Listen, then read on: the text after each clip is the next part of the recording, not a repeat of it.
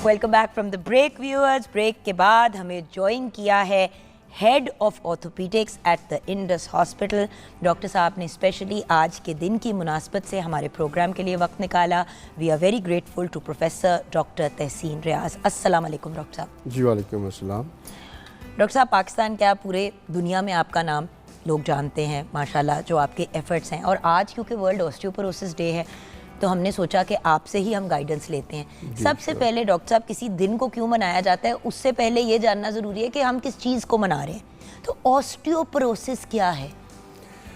जी, आपने बड़ा अच्छा क्वेश्चन किया है जी। वैसे तो हड्डियों की बहुत सारी बीमारियां हैं और ऑस्टियोपोरोसिस उनमें से एक है, और लोग इसको प्रॉपरली रिकग्नाइज़ नहीं करते और अक्सर लोगों को पता ही नहीं होता कि उनकी बॉडी में ऑस्टियोपोरोसिस की डिज़ीज़ चल रही होती है। तो इसको क्योंकि समझ नहीं है लोगों को, तो इसलिए इग्नोर भी होती है और अल्टीमेटली इसके फिर बहुत ज़्यादा बुरे असरात और फ्रैक्चर्स भी होते हैं। ऑस्टियोपोरोसिस होती क्या है? बोन एक सॉलिड बोन है, सॉलिड स्ट्रक्चर है जिसके ऊपर पूरी बॉडी हमारी बिल्ट होती है। ऐसे ही है जैसे एक तरह से हमारे जिस्म की फाउंडेशन है। घर की नींवें कमज़ोर होंगी तो घर गिर जाएगा। ऐसे ही जैसे दीवार और छत का लेंटर होता है, उसमें क्या होता है, सीमेंट बजरी होती है। उस सीमेंट बजरी की जगह हमारी जगह कैल्शियम होती है और मिनरल्स होते हैं।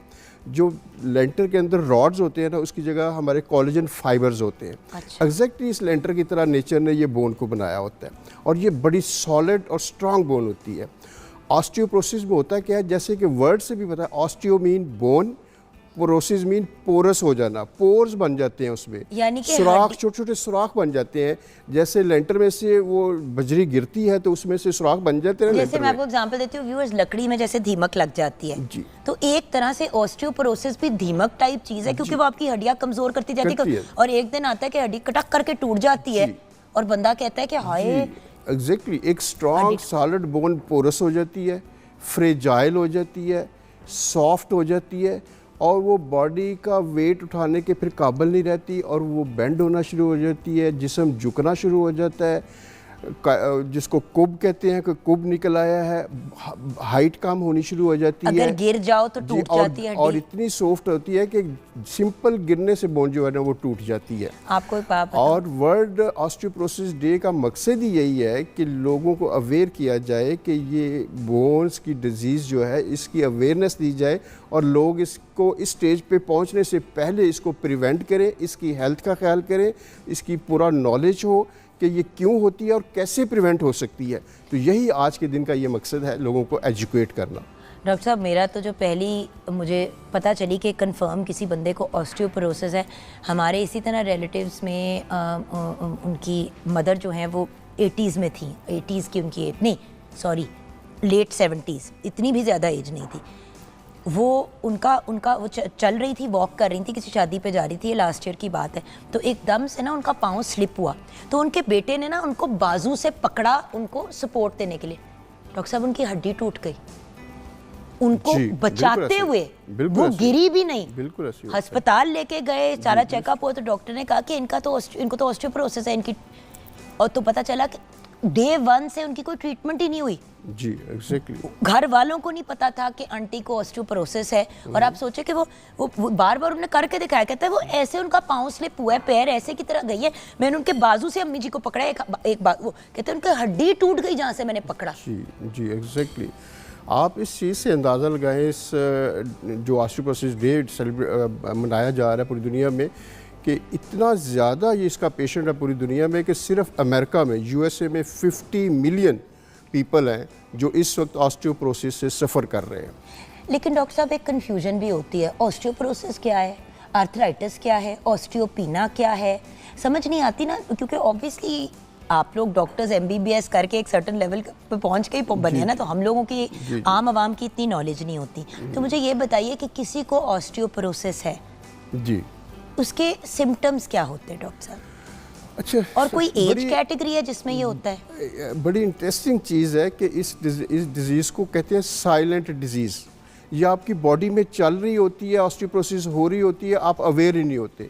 साइलेंटली ये डिजीज़ जो चल रही होती है और अल्टीमेटली कई दफ़ा पता उस वक्त चलता है जब बंदा गिरता है और हड्डी टूट जाती है, उस पर चलता है कि ये तो मुझे काफ़ी सालों से ऑस्टियोपोरोसिस थी।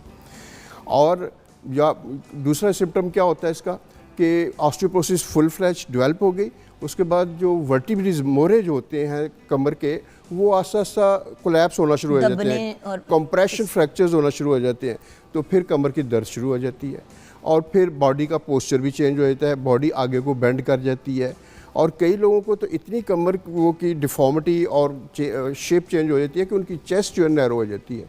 चेस्ट नैरो होने से इवन सांस लेना भी मुश्किल हो जाता है। तो ये इसके सिम्टम्स हैं। और क्रॉनिक पेन, थका हुआ जिस्म रहना, ठीक है, ये सारे इसके सिम्टम्स हैं और कई दफ़ा ये साइलेंटली, यूजुअली ये साइलेंटली चल रही होती है, इसके कोई सिम्टम नहीं। अब देखिए ना डॉक्टर साहब, जैसे ब्रेस्ट कैंसर में क्योंकि महीना भी चल रहा है अवेयरनेस का, तो आपको ये कहा जाता है कि मतलब अब मैं किस तरह एक्सप्लेन करूं कि जी 40 साल के बाद, अब तो कहते 35 साल भी कह रहे हैं कि 35 साल के बाद जाके मैमोग्राम आपको हर साल कराना चाहिए, राइट? तो अगर ये चीज़ होती है तो ऑस्टियोपोरोसिस, तो एक तो ये किस एज ग्रुप को ज़्यादा होती है, और अगर होने के बाद ही पता चलता है तो क्या हम इसको अवॉइड नहीं कर सकते? आपका बड़ा अच्छा क्वेश्चन मेरा पॉइंट समझ रहे हैं कि हो ही ना तो बेहतर है। आपका क्वेश्चन बहुत अच्छा है कि इस फिनोमेने को समझना कि ये एज से रिलेटेड कैसे ये आगे चलता है। यूजुअली होता ये है कि 30 इयर्स तक बोन क्या है, बोन एक लिविंग चीज़ है, ये बनती सारी ज़िंदगी बनती भी है और ब्रेक डाउन भी होती है, लेकिन 30 साल तक ये होता है कि बनती बोन ज़्यादा है, ब्रेक डाउन कम होता है, तो लिहाजा बोन स्ट्रॉन्ग रहती है। 30 साल के बाद जब 35 साल के ऑनवर्ड्स क्या होता है कि बोन जो बनती है नेचुरली वो कम बनती है और जो ब्रेक डाउन या रिजॉर्प्शन जिसको कहते हैं, वो लॉस ऑफ बोन जिसको कहते हैं, लॉस ऑफ बोन ज़्यादा हो जाता है, बनना कम करती है, तो वो बैलेंस जो है ना आउट ऑफ बैलेंस हो जाता है वो मैकेनिज्म। और तो जो खवातीन पेरीमेनोपॉज और मेनोपॉज में आती हैं उनका तो और ज़्यादा स्पीड से होता है और एज के साथ साथ फिर ये जो प्रोसेस चलता रहता है कि बोन ज़्यादा टूट रही है और बन कम रही है। और जब जैसे आपने फरमाया कि मेनोपॉज है, मेनोपॉज के बाद एकदम हार्मोन लेवल ड्रॉप जब होता है फीमेल्स का, तो ये मैकेनिज़्म, ये फिनोमेना और फास्ट हो जाता है। और फिर एज से रिलेटेड 50 साल के बाद ऑलमोस्ट हर बंदे को जो है ऑस्टियोपोरोसिस शुरू हो जाती है, खास तौर पर फीमेल, मर्दों को भी फीमेल, लेकिन रेशो डिफरेंट होती है। फीमेल जो है ना 50 साल के बाद 50% फीमेल्स ऐसी होती है जिनको ऑस्टियोपोरोसिस स्टार्ट हो जाती है। मर्दों में से 4 मर्दों में से 1 मर्द ऐसा होता है जिसको 50 ईयर्स के बाद ऑस्टियोपोरोसिस स्टार्ट हो जाती है। अब यह है कि 50 ईयर्स के बाद करना क्या चाहिए? एक तो कॉन्शियस हो जाना चाहिए, दूसरा यह है कि अगर आप फील करें कि आपकी बॉडी के अंदर चेंज आ रही है, कुछ सिम्टम आ रहा है, तो बेस्ट वे ये होता है। और जिन लोगों का ये फैमिली हिस्ट्री बड़ी स्ट्रांग होती है, जिन लोगों की फैमिली में है ना ये ऑस्टियोपोरोसिस ऑलरेडी है, उनके नाना को, दादा को, क्लोज रिलेटिव्स को, तो उनको 50 इयर्स के बाद ज़रूर डेक्सा स्कैन एक होता है, टेस्ट होता है, वो ज़रूर कराना चाहिए। बिल्कुल, मेरे भी डॉक्टर साहब ने रिसेंटली, मैं नहीं कह रहा मैं जोड़ मत दर्द होती है, तो उन्होंने कहा तुम्हारा मैं डेक्सा स्कैन कराऊंगा। अच्छा, मैं जा रही थी तो उन्होंने कहा कि जा रही हो तो अपनी अम्मी का भी करवा लो, मामा इज़ गोइंग टू बी इंशाल्लाह 72 की है मामा। तो मैंने कहा क्यों? तो तब मुझे समझ आई कि डेक्सा स्कैन कितनी, और इतना डॉक्टर साहब इतना इजी, इतना कंफर्टेबल, आपने लेटना है, आपके ऊपर से मशीन गुजरी। मैं तो व्यूअर्स फिजिकली कराया हुआ है रिसेंटली, और अल्लाह का शुक्र है कि बड़ी चीज़ें क्लियर हो गई कि अल्हम्दुलिल्लाह हड्डियों में कोई कमज़ोरी नहीं है, इस तरह का कोई इशू नहीं है, मामा का भी बिल्कुल ठीक निकला। चले एक चीज़ की तो तसल्ली हो गई ना, इतनी चीज़ें अनसर्टन है, जो चीज़ें सर्टन हो सकती हैं। लेकिन डॉक्टर साहब क्या ये डेक्सा स्कैन हर साल कराना चाहिए, हर 5 साल कराना चाहिए, इसकी क्या कहानी है? देखिए जी, जो हाई रिस्क पेशेंट्स हैं, जिनकी फैमिली हिस्ट्री बड़ी स्ट्रॉन्ग है और एज प्रोसेस 65 से आगे उनकी एज हो गई है, फिर तो उनको हर साल जो है ना वो करवाना चाहिए, सो डैट के मॉनिटरिंग होती रहे कि ऑस्टियोपोरोसिस किस तरह से चल रही है। क्योंकि जब ऑस्टियोपोरोसिस डेवलप हो जाती है तो फिर उसका ट्रीटमेंट भी स्टार्ट हो जाता है, और ये अनफॉर्चुनेटली इसका ट्रीटमेंट पूरी लाइफ फिर चलता है। अच्छा, अब ट्रीटमेंट की तरफ जाने से पहले, अच्छा आपने चेक किया कि आपको ऑस्टियोपोरोसिस है, एक तो आपने डेक्सा स्कैन किया, तशखीस के और क्या क्या तरीके हैं? लोग हड्डियों के डॉक्टर के पास जाते इसलिए डरते हैं, आपको भी पता है, क्योंकि पहला एक वक्त होता था जब भी आप हड्डियों के डॉक्टर के पास जाते थे वो ऑपरेशन कर देते थे। अब आप लोग ऑपरेशन बिल्कुल लास्ट रिजॉर्ट पे करते हैं, वो भी अगर एब्सोल्युटली ज़रूरी हो तो, राइट? तो और क्या क्या तशखीस है? लोग तशखीस के स्टेज पे डर जाते हैं। जी, सबसे पहली बात तो ये है कि वो डॉक्टर्स को इमीडिएटली जाके कांटेक्ट करें और डॉक्टर क्लिनिकली उसको सारा एग्जामिन करे। अगर उसकी बॉडी के अंदर डिफॉर्मिटी आ रही है, बॉडी झुक रही है और पेन, कमर की दर्द है वो जो नहीं जा रही है, सारी कमर के अंदर पेन है और सारी बोन्स के अंदर पेन फील होती है, बॉडी फटीग्ड रहती है। एक्सरे करवाते हैं तो एक्सरे में बॉडी जो कॉर्टिसेस है बोन बड़ी थिन नज़र आती हैं। अगर स्पाइन के एक्सरे कराते हैं तो स्पाइन के एक्सरे की जो हाइट है वो वर्टिब्रेज उसकी हाइट कम हो जाती है। तो ये और कुछ बोन का स्ट्रक्चर ऐसे होता है कि वो एक्सरे में नज़र आ जाता है कि ये स्ट्रक्चर जो है ना वीक हो रहा है इसका, इसके जो फाइबर्स हैं, इसके जो अंदर जो आर्किटेक्चर है इसका ये वीक हो रहा है। तो ये सारी चीज़ें नज़र आ जाती हैं और उससे और उसको 100% कन्फर्म पर डेक्सा स्कैन से किया जा सकता है। अच्छा, अब डॉक्टर साहब आपने कंफर्म कर लिया कि एक एग्जांपल लेते हैं। ज़्यादातर जैसे जो लोग देख रहे हैं, एक 60 साल की खातून है, उनको अब कंफर्म हो गया कि ऑस्टियोपोरोसिस है। अब डॉक्टर साहब उनका इलाज क्या होगा? एक तो बेसिक इलाज भी बताइएगा, और अगर खुदा न खास्ता कोई सीरियस, जिस तरह डिफरेंट स्टेजेस कैंसर के होते हैं, ऑस्टियोपोरोसिस के भी डिफरेंट स्टेजेस होते हैं, और खुदा न खास्ता फिर सर्जरी पे बात का बात है। तो ये पूरा अब इसका इलाज समझा दें। लोग अगेन तशखीस भी करा लेंगे, इलाज से डर जाते हैं। जी देखिए जी, इसका इलाज तो बड़ी सिंपल चीज़ों से पहले होना चाहिए। सबसे पहली बात तो यह है कि पेशेंट को पता हो कि मुझे ऑस्टियोपोरोसिस डेवलप हो गई है, इस्टेब्लिश हो गई है और ये ट्रीटेबल है। उसके लिए सबसे पहले सिंपल मेजर्स हैं। सिंपल मेजर में क्या है कि उसकी डाइट जो है ना, डाइट में कैल्शियम, डेयरी प्रोडक्ट्स और विटामिन D3, वो उसका विटामिन D3 जिन फूड्स में ज़्यादा है, जैसे सब्ज़ पत्ते वाले जो फूड होती है उसमें विटामिन D3 और कैल्शियम ज़्यादा होता है। और फिर एक्सपोजर टू सनलाइट, ये बड़ा इंपॉर्टेंट है। कैल्शियम और विटामिन D3 जो बेसिक 2 कंपोनेंट है जो स्टार्ट में होने चाहिए। और जिस वजह से हुआ क्या है कि लोग फिज़िकल एक्सरसाइज नहीं करते, तो फिज़िकल एक्सरसाइज इमीडिएटली उनको स्टार्ट करनी चाहिए। और लेकिन फिज़िकल एक्सरसाइज में उनकी वॉक है, ब्रिस्क वॉक है। जिसकी कोई हड्डियों का प्रॉब्लम लगता है, लोग सबसे पहले तो एक्सरसाइज ही तो छोड़ते हैं। एग्जैक्टली कहे कि जी मेरी कमर में दर्द है, हाँ जी आप इसकी फिजियोथेरेपी कराएं। लोग फिर सिर्फ फिजियोथेरेपी कराते हैं और बाकी बिस्तरे से नहीं उठते। जी, एक्सरसाइज करेंगे तो उनकी बोन स्ट्रांग होगी, बोन के साथ मसल स्ट्रांग होंगे, टेंडन स्ट्रांग होंगे, लिगामेंट स्ट्रांग होंगे, टोटल मस्कुलोस्केलेटल सिस्टम जो है ना वो डेवलप हो जाएगा एक्सरसाइजेज से। उसके बाद क्या है कि वो लोग जो अल्कोहल और सिगरेट स्मोकिंग करते हैं वो उसको कम करें या टोटली स्टॉप कर दें या कम कर दें। सिगरेट नोशी में इंक्लूडेड है वेपिंग। Yes. होता यह है कि निकोटीन वो चीज़ है जो आपकी हड्डियों को एक तरह से सोचेगा जैसे जंग लगा रही है। Exactly. और आपकी हड्डियों को कमज़ोर करता जा रहा है। तो निकोटीन प्रॉब्लम है। लोग कहेंगे हम सिगरेट तो नहीं पीते, हम वेप पीते हैं। सिगरेट नोशी से रिलेटेड जो भी चीज़ें हैं वो नुकसानदेह हैं। जी, फिर इसके बाद मेडिसिन है। फिर मेडिसिन का कॉम्बिनेशन दिया जाता है। पेशेंट टू पेशेंट डिफर करता है कि किस पेशेंट को कौन सा कॉम्बिनेशन देना है। लेकिन बेसिक मेडिसिन जो इसकी है जब डेवलप हो जाती है उसमें बिसफॉस्फोनेट्स हैं। उसके इंजेक्टेबल फॉर्म भी है, वो 3 महीने बाद भी लगता है टीका, साल बाद भी लगता है, हर महीने भी लगता है। वो टेबलेट फॉर्म में भी होती है। फिर कुछ हार्मोन है, स्पेशली पैराथायराइड हार्मोन है, उसका बड़ा अच्छा रिजल्ट है।